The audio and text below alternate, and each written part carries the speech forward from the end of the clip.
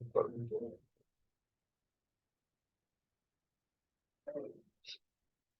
halo semuanya. Halo Bapak. Perkenalkan nama saya Leonardo Brena Tenayan, biasa dipanggil Brian dengan NIM 215314102. Sekarang saya akan menjelaskan tentang CDA. Jadi ada 3 poin penting yang akan saya jelaskan dalam presentasi kali ini, di mana yang pertama itu ada pengertian dari CDA itu sendiri dan hubungannya dengan sistem terdistribusi. Yang kedua ada konsep-konsepnya. Dan yang ketiga ada penerapan atau contoh dari CDA itu sendiri. Oke, let's go. Jadi, apa itu CDA? CDA itu sendiri adalah singkatan dari Central Distribution Approach. Itu adalah sebuah strategi yang mencoba untuk menggabungkan kelebihan dari pendekatan terpusat, centralized, dan pendekatan terdistribusi atau distribusi dalam sistem atau jaringan. Dalam CDA itu sendiri ada beberapa fungsi atau kontrol tetap terpusat di satu entitas atau lokasi. Sementara fungsi lainnya terdistribusi ke beberapa entitas atau lokasi yang berbeda. Jadi ada beberapa entitas yang mengelilingi satu lokasi tertentu gitu. Oke, lanjut. Yang selanjutnya ada hubungannya. Hubungannya dengan sistem terdistribusi itu apa sih? Jadi sistem terdistribusi itu adalah jenis sistem di mana tugas-tugas dan sumber daya terdistribusi di antara beberapa entitas atau lokasi yang bekerja secara independen untuk mencapai tujuan yang sama. Seperti yang saya katakan sebelumnya, jadi dia ada beberapa entitas yang mengelilingi satu tujuan yang sama. Jadi seperti anggapan ada beberapa buah komputer banyak dan ada satu server di tengahnya. Kurang lebih seperti itu. Selanjutnya, ini ada hubungannya dari CDA dan sistem terdistribusi tadi. Yang pertama ada pendekatan kombinasi. Jadi dia melibatkan pendekatan yang mencoba menggabungkan karakteristik dan kelebihan dari pendekatan terpusat dan terdistribusi. Dalam konteks sistem terdistribusi, CDA merupakan yang memiliki prinsip dengan mempertimbangkan pemecahan tugas antara entitas terpusat dan terdistribusi. Kemudian ada fungsi-fungsi yang lebih kritis atau strategis mungkin ditangani oleh entitas terpusat, sedangkan tugas-tugas yang lainnya yang lebih teralokasi atau dapat terdistribusi dilakukan oleh entitas yang terdistribusi. Jadi berbeda antara yang terpusat dan terdistribusi itu sendiri. Kemudian yang kedua ada koordinasi dan komunikasi. Yang pasti dalam sebuah sistem komunikasi itu paling penting. Dan juga untuk dalam penerapan kali ini itu dalam CDA ada entitas-entitas yang terlibat yang perlu berkomunikasi atau berkoordinasi dengan baik untuk mencapai uh, tujuannya secara efisien. CDA memperhatikan pentingnya komunikasi dan berkoordinasi. Ini dengan membangun mekanisme untuk memastikan entitas terpusat dan terdistribusi itu dapat berinteraksi dan saling bekerja sama.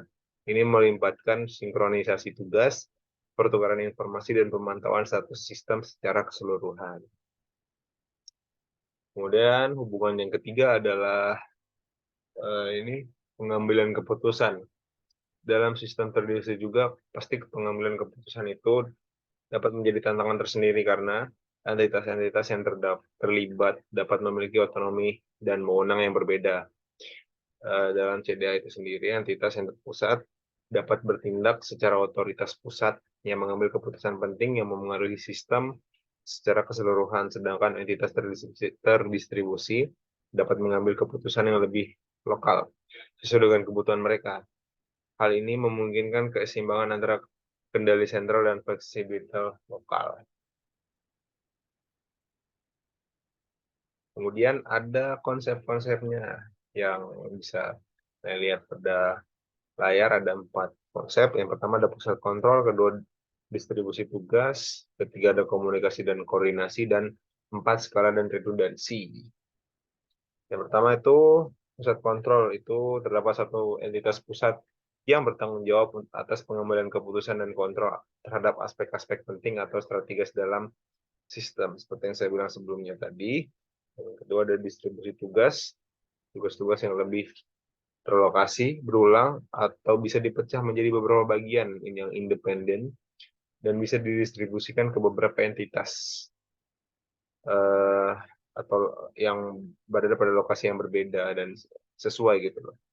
Setiap entitas juga memiliki otonomi dalam menjalankan tugas-tugas tersebut. Yang ketiga ada komunikasi dan koordinasi. Seperti yang saya jelaskan juga tadi, ada komunikasi itu sangat penting dalam sebuah sistem terdistribusi. Dan yang keempat ada skalabilitas dan redundansi. Ini pendekatan terdistribusi dalam CDA dapat memberikan fleksibilitas dan skalabilitas dalam memperluas kapasitas sistem. Dengan mendistribusikan tugas atau sumber daya, sistem dapat mengatasi pertumbuhan dan meningkatkan redundansi untuk menghadapi kegagalan dan gangguan.